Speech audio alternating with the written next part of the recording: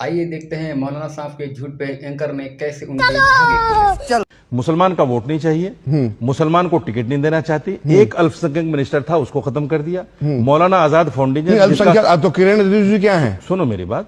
बाकी जो क्रिश्चियन मंत्री है वो क्या है? सबसे बड़ी वो जो सिख मंत्री है वो क्या है? 1947 के बाद से अब तक जो सबसे बड़ी माइनॉरिटी है देश की, उसका माइनॉरिटी होती है। और सरदार पटेल के शब्दों में तो ये तक कहा गया कि इसे माइनॉरिटी ना माना जाए, जो देश का विभाजन कर सकती है उसे माइनॉरिटी ना माना जाए। यही कोट अनकोट सरदार पटेल। दिक्कत पता क्या है? जब हम सरकार को घेरने की कोशिश करते हैं तो आप जैसे लोग बीच में आ जाते हैं। मतलब सरकार तक हमारी बात जाती है, सरकार को घेरिए और आप जितने सरकार तक हमारी बात जाती नहीं। मैं आप जितने सवाल हाईकोर्ट का जिक्र आप खुद कह रहे हैं सबसे बड़ी माइनॉरिटी, जो सबसे बड़ी माइनॉरिटी देश का बंटवारा कर सकती है, कोट अनकोट सरदार पटेल के शब्दों में, उसे माइनॉरिटी कैसे कहा जा सकता है? सरदार पटेल ने कहा है।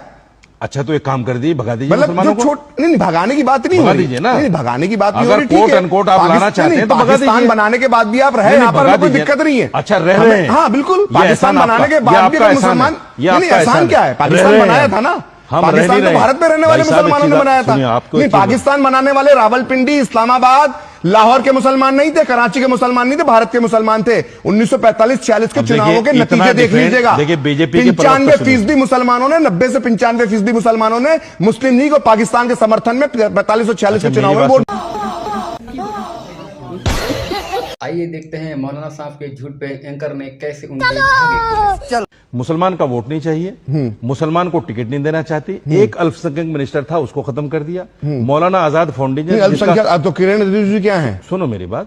बाकी जो क्रिश्चियन मंत्री है वो क्या है? सबसे बड़ी वो जो सिख मंत्री है वो क्या है? 1947 के बाद से अब तक जो सबसे बड़ी माइनॉरिटी है देश की, उसका माइनॉरिटी होती है। और सरदार पटेल के शब्दों में तो ये तक कहा गया कि इसे माइनॉरिटी ना माना जाए, जो देश का विभाजन कर सकती है उसे माइनॉरिटी ना माना जाए। यही कोट अनकोट सरदार पटेल।